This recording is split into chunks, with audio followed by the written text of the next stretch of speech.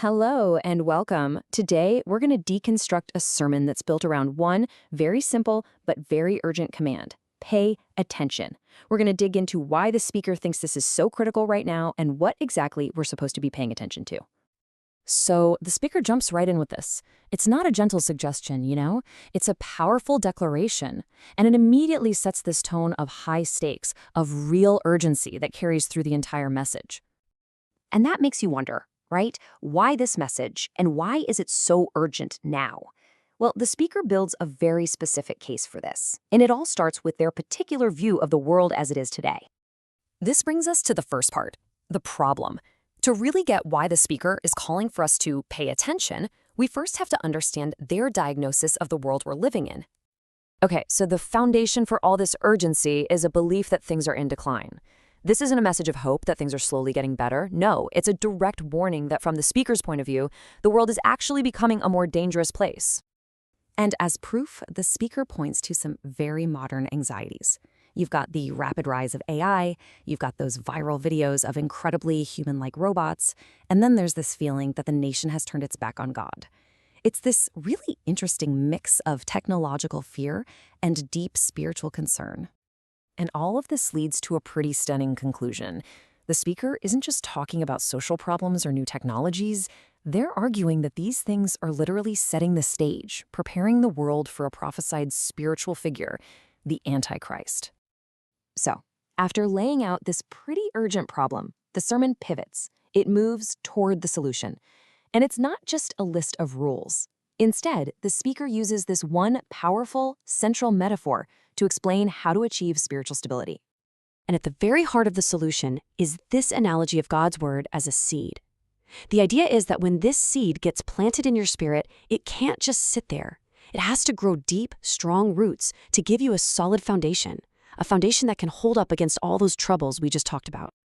The speaker breaks down this growth into a really clear four-step process. First, the word gets planted. Then the seed bursts open. After that, the roots have to dig down deep to find stability. And only then a strong sprout comes up, one that's actually capable of withstanding the storms. Okay, so if the foundation is this word as a seed, what does paying attention actually look like? What do you do? Well, this next part of the sermon gives us 5 key biblical principles that answer that exact question. First up is preventing what the speaker calls spiritual drifting. Citing the book of Hebrews, the point here is that if you're not carefully listening to the truth, you risk just drifting away from your faith, slowly and almost without even noticing. The second principle really connects paying attention to your own well-being. The idea, which comes from Proverbs, is that taking God's word to heart doesn't just bring you wisdom, it brings actual life and health to your whole body. Number 3 draws a straight line between listening and understanding. The speaker really emphasizes that true insight doesn't just happen. It's something you get by actively listening to instruction, kind of like how a child has to listen to a parent to gain wisdom. This one gets really personal. Using a passage from 1 Timothy, the message is to watch your own life and your doctoring very closely. The idea is that applying these teachings is absolutely key for salvation, and not just for you, but for the people who are listening to you and watching your example. And the 5th and final principle is all about focus. The speaker describes the prophetic word as being like a lamp that's shining in a really dark place. So the call to action is to fix your attention on that light, on that one voice, until it truly illuminates your own heart. All right, so after laying out those 5 principles, the sermon completely shifts gears. It moves from explaining these big ideas to issuing a very direct, very personal challenge to everyone listening. And the first part of that challenge is a question about focus. The speaker basically asks the audience to take a hard look at their own lives and ask, where is my attention really going day in and day out? Is it on things that build me up or on distractions? And then the challenge goes a layer deeper, because it's not just about what you're focusing on, but who you are listening to. The sermon really hammers home this need to be able to tell the difference between God's voice and all the other voices out there that could be misleading.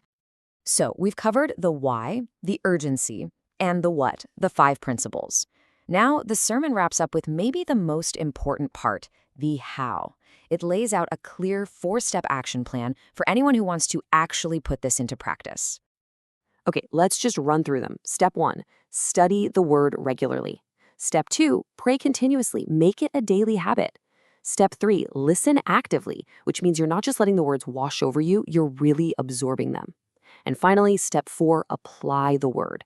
The speaker makes it clear you can't just hear it, you have to actually do it to build that strong foundation.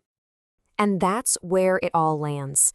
The sermon closes with this ultimate challenge, a question that comes from the book of James. It leaves every single listener with one final, piercing question to ask themselves. Are you a forgetful hearer, or are you a doer of the work? Is this just information passing through, or is it going to change how you live?